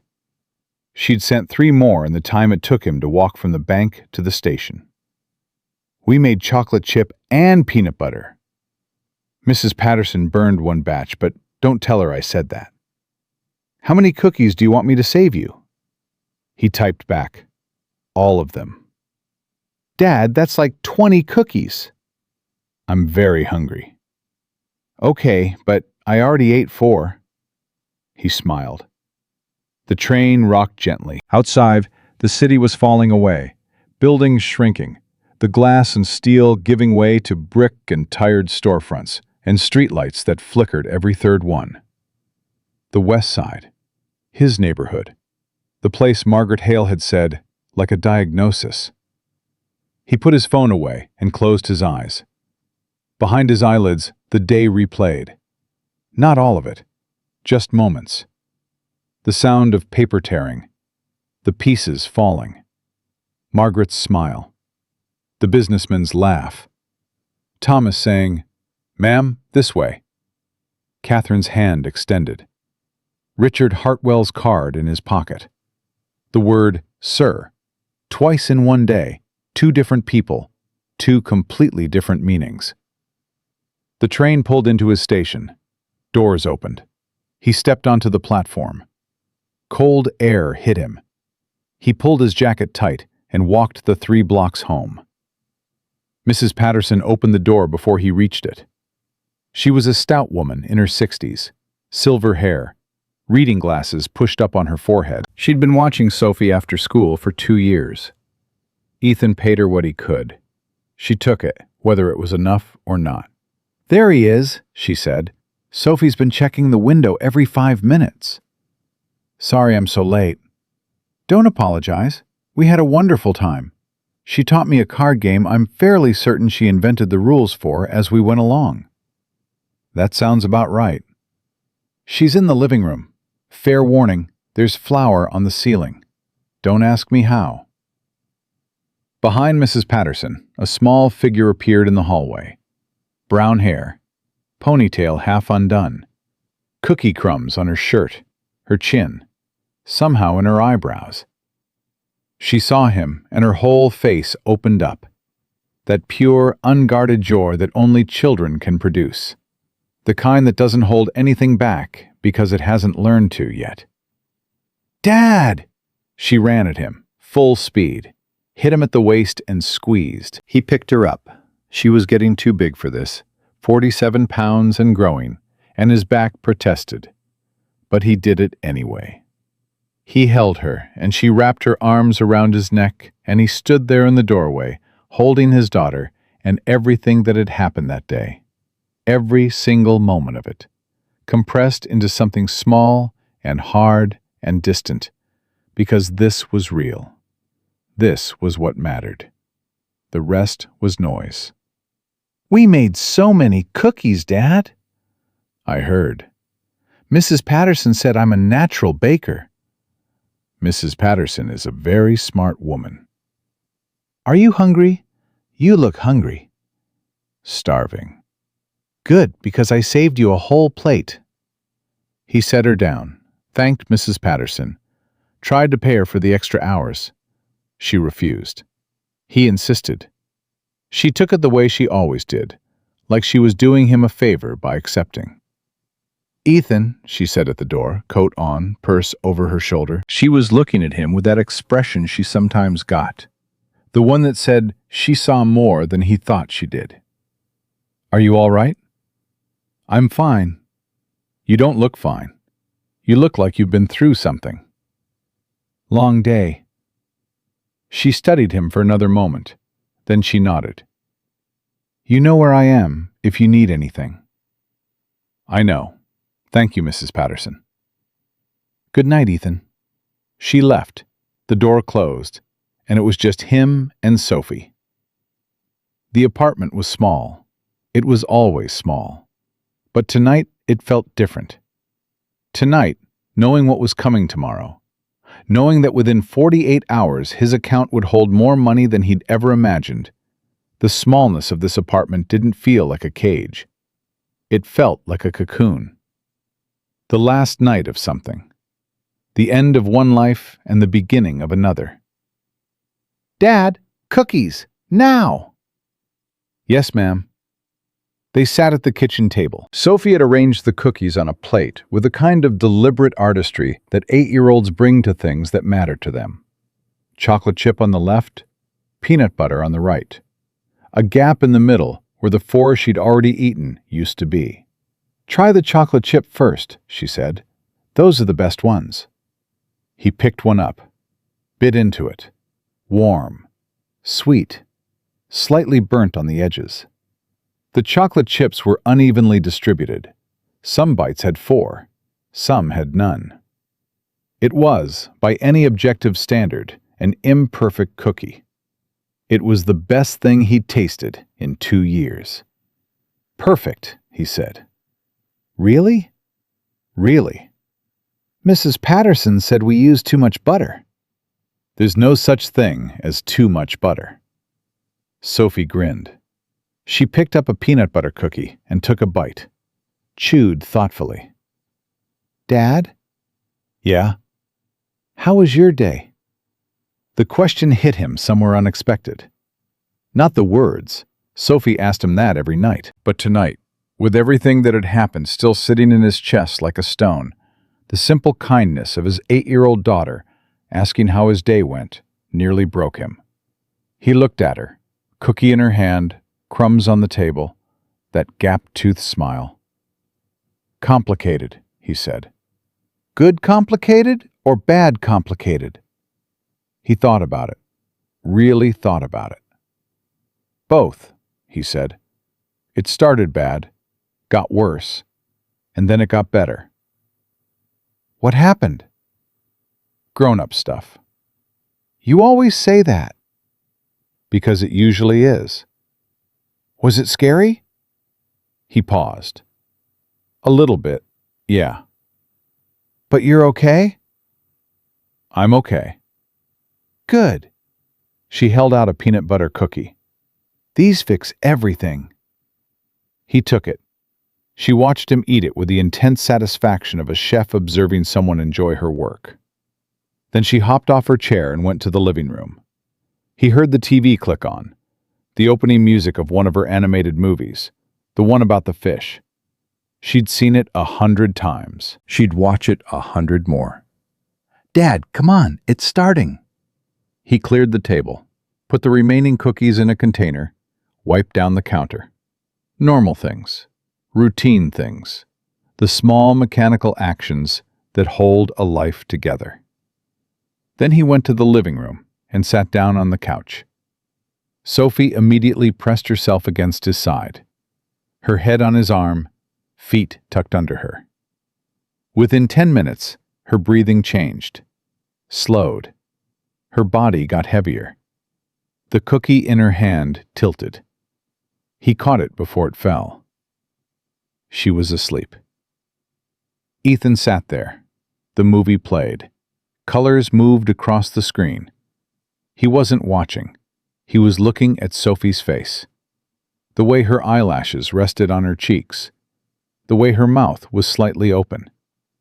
The small scar on her chin from when she'd fallen off her bike last summer, and he'd carried her 6 blocks to the urgent care because he couldn't afford an ambulance. He thought about what Catherine had asked him. Why didn't you fight back? Because they'd already decided who I was. That was true, but it wasn't the whole truth. The whole truth was harder to say, even to himself. He didn't fight back because of Sophie, because every choice he'd made for the past 4 years had been about her. Every decision filtered through one question: what does she need? She needed a father who came home, who didn't get arrested in a bank lobby, who didn't make a scene that ended up on someone's phone, and then on the internet, and then in a courtroom. She needed a father who could walk away from something wrong and still walk toward something right. So that's what he did. He walked away. And then he walked back. And the difference between those 2 walks was everything. He picked up his phone, one-handed, careful not to wake Sophie. Opened his email. The footage from Catherine was there. 4 video files, 4 camera angles. The subject line reading, "Incident Documentation, Rivergate National Bank, Confidential." He didn't open them. Not tonight. Maybe not ever. He didn't need to relive it. He'd been there. Below that, another email. From an address he didn't recognize. Meridian Capital Holdings, the escrow company. He opened it. "Mr. Cole, we have been informed of the incident involving your payment instrument at Rivergate National Bank, Stonebridge branch. A replacement check has been issued and will be delivered via secure courier to the Stonebridge branch tomorrow morning, February 10th, by 9 a.m. We sincerely regret any inconvenience and wish to assure you that the full amount of $10 million remains allocated and confirmed. Please contact us if you require any additional documentation. It has been a privilege working with you." A privilege working with you. From people who had never met him, who communicated only through encrypted channels and anonymous contracts. Even they, people whose entire business model was built on invisibility, even they had reached out. Even they had said, "We see you. What happened to you was wrong." He closed the email, put the phone down, looked at Sophie. "Hey, sweetheart," he whispered. "Time for bed." She stirred, mumbled something, didn't open her eyes. He picked her up, carried her down the short hallway to her room, laid her on the bed, pulled the covers up. Her room was small, just big enough for a twin bed, a dresser, and a bookshelf he'd built from scrap lumber. The bookshelf leaned slightly to the left. He kept meaning to fix it. He tucked the blanket around her shoulders. She rolled onto her side, pulled the covers to her chin, and sighed. That deep, full-body sigh that children make when they're completely safe and completely comfortable and don't know enough about the world yet to understand how rare that feeling is. Dad? Eyes still closed. "Yes, sweetheart." Are we okay? The question came out of nowhere. Or maybe it didn't. Maybe she'd felt something today.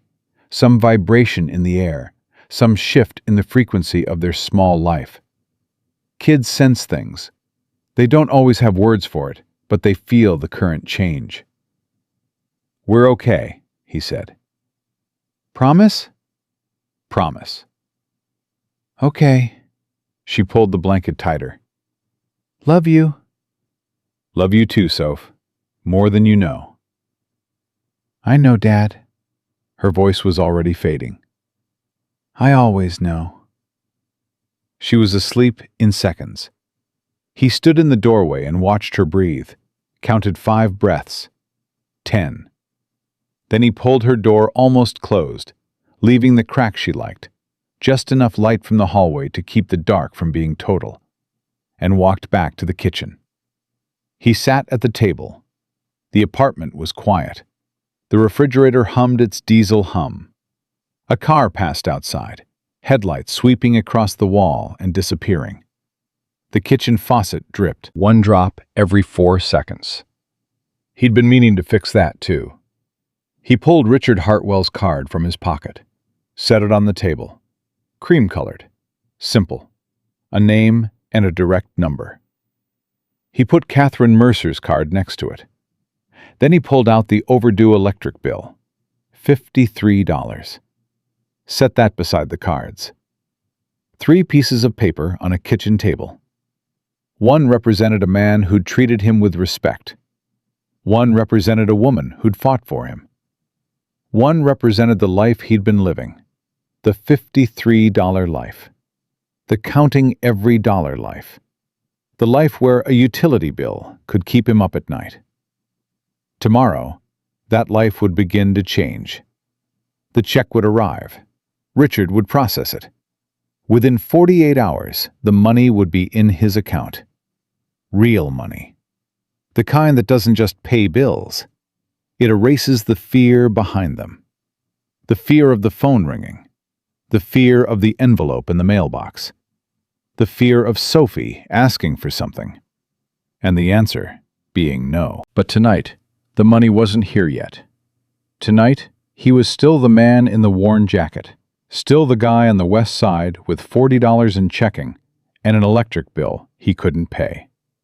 And that was okay, because that man, the one Margaret Hale had looked at and dismissed, the one the businessmen had laughed at, the one the older woman had pulled her purse away from, that man had built something extraordinary, had raised a daughter who saved him cookies and asked if he was okay, and said, "I love you," without being asked. Had walked into a place that didn't want him, and walked out with his dignity intact. The money would change his circumstances, but it wouldn't change who he was. And who he was, who he'd always been, was enough. He picked up the electric bill, looked at it one more time. $53. Overdue. Past due. Final notice. He set it down and almost laughed. $53. In 2 days, he could pay that $53 10,000 times over and not feel it. But tonight, it was still the difference between heat and no heat. Tonight, it was still real. He left it on the table. He'd pay it Thursday, along with everything else. He cleaned up the kitchen, washed Sophie's cookie bowls, wiped flour off the counter, and yes, somehow off the ceiling, put the cookie container in the cabinet, turned off the lights. He walked to his bedroom, sat on the edge of the bed, the same bed he'd sat on that morning at 5:28 a.m., staring at the water stain on the ceiling, getting ready for a day he thought would be simple. Walk in, deposit a check, walk out. Come home, make dinner, watch a movie. Easy. Nothing about this day had been easy. He lay back, stared at the ceiling. The water stain was still there. Boot-shaped. 14 months and counting. He wondered if, after Thursday, he'd have it fixed, or if he'd moved to a new apartment, one without water stains, one with heat that worked, one with a bedroom for Sophie that was big enough for a desk where she could do her homework without spreading it across the kitchen table. He could do that now. He could do anything now. But right now, in this apartment, in this bed, with his daughter sleeping 20 feet away and cookies in the cabinet, and a phone full of texts with too many exclamation points, right now, he didn't need anything else. He closed his eyes, He thought about Margaret. Not with anger, not with satisfaction.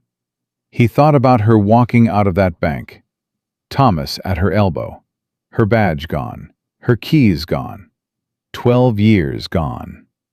He wondered where she'd driven, whether she'd gone home and told someone what happened, whether she'd told them the truth or the version of the truth where she was the victim. She'd land on her feet. People like Margaret always did. A few months from now, she'd be managing another branch or selling real estate or running some operation where her confidence would be mistaken for competence. She'd tell the story differently. I was let go for following protocol. I was fired for doing my job. She might even believe it. People can convince themselves of almost anything when the alternative is looking in the mirror and not liking what they see. But maybe, and Ethan knew this was generous, knew it was probably naive, but he held on to it anyway. Maybe there would be a moment. A random Tuesday, a slow afternoon. She'd be standing in line somewhere, or sitting in traffic, or lying in bed at 2 a.m. when the defenses are down and the brain won't stop replaying things. And she'd see his face.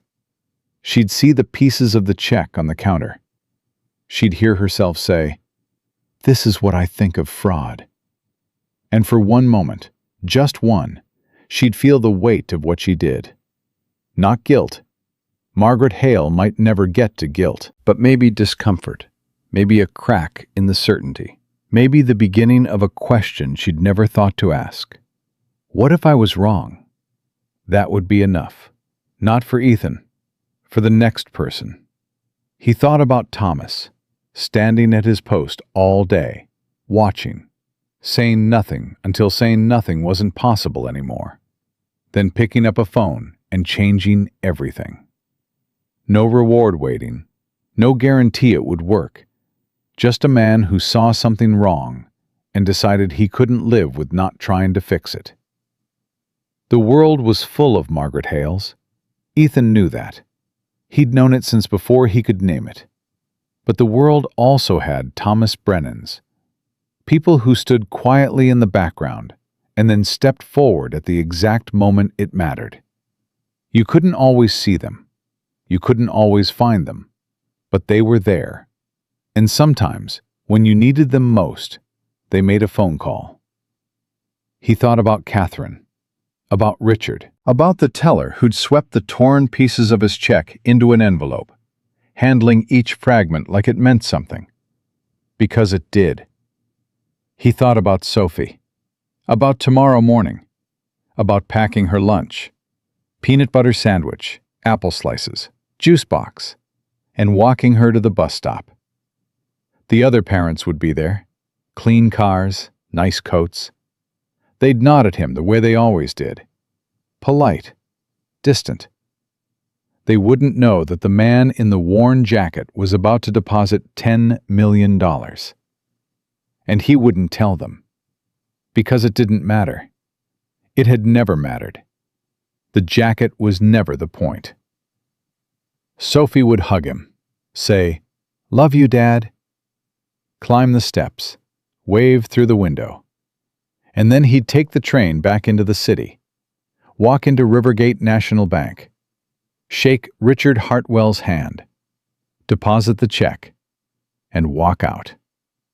Same man who walked in, same jacket, same boots, same hands that packed school lunches and wrote his daughter's name on brown paper bags, and built something worth $10 million while the world slept. Just a father, just a man, nothing more and nothing less. Ethan reached over and set the alarm for 5:30. Then he turned it off. He wouldn't need it. His body would wake him at 5:28, same as always.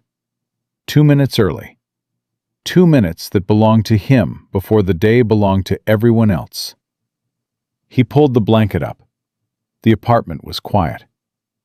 Down the hall, Sophie breathed in the slow, steady rhythm of a child who knows she is safe. The refrigerator hummed. The faucet dripped. A siren wailed somewhere far away and faded into nothing. Tomorrow, the check would come. Tomorrow, the money would clear. Tomorrow, everything would change. But tonight, this night, in this small apartment, with flour on the ceiling and cookies in the cabinet, and a daughter who'd saved him a whole plate and said, "I love you," without being asked, tonight was enough. Tonight was everything.